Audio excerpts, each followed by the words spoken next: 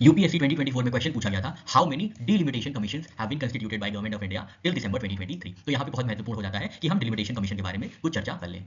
आसान भाषा में डिलिमिटेशन का मतलब ये होता है कोई भी एक राज्य है उसके क्षेत्र को डिफरेंट वोटिंग एरियाज में डिवाइड करना है। स्टेट के लैंड को, स्टेट के एरिया को डिफरेंट वोटिंग एरियाज में डिवाइड करना, जिसको हम लोग कंस्टिट्यूएंसीज कहते हैं या निर्वाचन क्षेत्र कहते हैं। तो डिलिमिटेशन से ये डिसाइड किया जाता है कि लोकसभा में एक स्टेट से कितनी सीट्स आएंगी और स्टेट असेंबलीज में कितनी सीट्स होनी चाहिए, ताकि इक्विटेबल रिप्रेजेंटेशन हो सके हर चुने हुए एमपी या चुने हुए एमएलए का। इसके साथ ही साथ डिलिमिटेशन इंश्योर करता है कि शेड्यूल कास्ट और शेड्यूल ट्राइब्स के लिए कौन सी सीट्स रिजर्व होनी चाहिए। उदाहरण के तौर पर समझे तो मान लीजिए एक एरिया है, एक स्टेट है जिसमें 1 करोड़ लोग हैं। अब इस इन 1 करोड़ लोग में क्या होता है, जितना भी एरिया है उनको 10 कॉन्स्टिट्यूएंसीज में 10 निर्वाचन क्षेत्र में बांट दिया जाएगा और हर क्षेत्र से 10 लाख वोटर्स अपना प्रतिनिधि चुनेंगे, अपना रिप्रेजेंटेशन चुनेंगे। इससे क्या होगा, इक्विटेबल रिप्रेजेंटेशन प्राप्त किया जाएगा थ्रू एमएलए और एमपी। अब क्या हुआ, थोड़े दिन बाद एक सेंसस होने के बाद पॉपुलेशन घटी या बढ़ी, कुछ जगहों पे 15 लाख बढ़ गई या कुछ जगहों पे 5 लाख कम हो गई, तो इससे इम्बैलेंस रिप्रेजेंटेशन होता है। इसी को कंट्रोल करने के लिए डिलिमिटेशन एक्सरसाइज कंडक्ट की जाती है। जब डिलिमिटेशन होता है तो बाउंड्रीज या निर्वाचन क्षेत्र या कंस्टिट्यूएंसीज को रीड्रॉ कर दिया जाता है, ताकि हर कॉन्स्टिट्यूएंसी या हर निर्वाचन क्षेत्र को इक्वल नंबर ऑफ वोटर्स मिल जाए। इसके साथ ही साथ किसी एक जिले में बहुत हाई एससी एसटी पॉपुलेशन है तो उसको रिजर्व कर दिया जाता है एससी एसटी पॉपुलेशन के लिए for fair representation.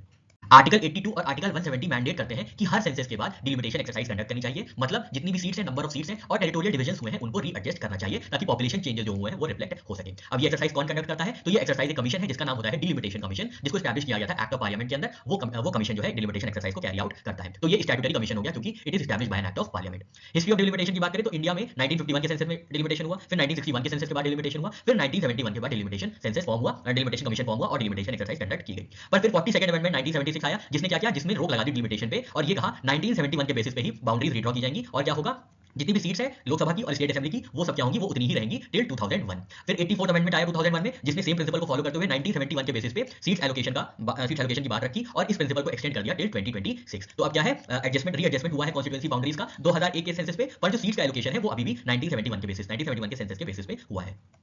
Historical Lok Sabha seat allocation की चर्चा करें तो 1951 सेंसस के बाद 494 सीट्स एलोकेट की गई थी लोकसभा को, 1961 सेंसस के बाद 520 सीट्स मिल गई थी लोकसभा को और 1971 सेंसस के बाद 543 सीट्स मिली थी, जो अभी तक चल रही है, 2026 तक जारी रहेगी। डिलिमिटेशन कमीशन की चर्चा करें तो ये एक हाई पावर इंडिपेंडेंट बॉडी है जो डिलिमिटेशन एक्सरसाइज कंडक्ट करती है। इसके जो भी ऑर्डर होते हैं वो फोर्स ऑफ लॉ होते हैं और इनके ऑर्डर्स को किसी भी कोर्ट में चैलेंज नहीं किया जा सकता है। इनकी रीड्रॉइंग को, इनके सीट एलोकेशन को, कुछ भी चीजों को, इनके कोई भी ऑर्डर हो, इसको किसी भी हाई कोर्ट, सुप्रीम कोर्ट, किसी भी कोर्ट में चैलेंज नहीं किया जा सकता है। इनके जो भी ऑर्डर्स रहते हैं वो इफेक्ट में तब आते हैं जो भी date president of India specify करते हैं और इनके जो भी ऑर्डर्स होते हैं वो पार्लियामेंट और स्टेट असेंबलीज के सामने प्लेस किए जाते हैं, लेकिन कुछ भी मॉडिफिकेशन नहीं हो सकता है। अब डिलिमिटेशन कमीशन कितनी बार बना था, जो हमारे क्वेश्चन में पूछा था स्टार्टिंग में, उसका आंसर है 4 बार बन चुका है। 1952 में बना था अंडर डिलिमिटेशन कमीशन एक्ट 1952, फिर 1963 में फॉर्म किया गया था डिलिमिटेशन कमीशन एक्ट 1962, फिर 1973 यूज किया गया था डिलिमिटेशन एक्ट 1972 के लिए और फिर 2002 में अंडर डिलिमिटेशन एक्ट 2002।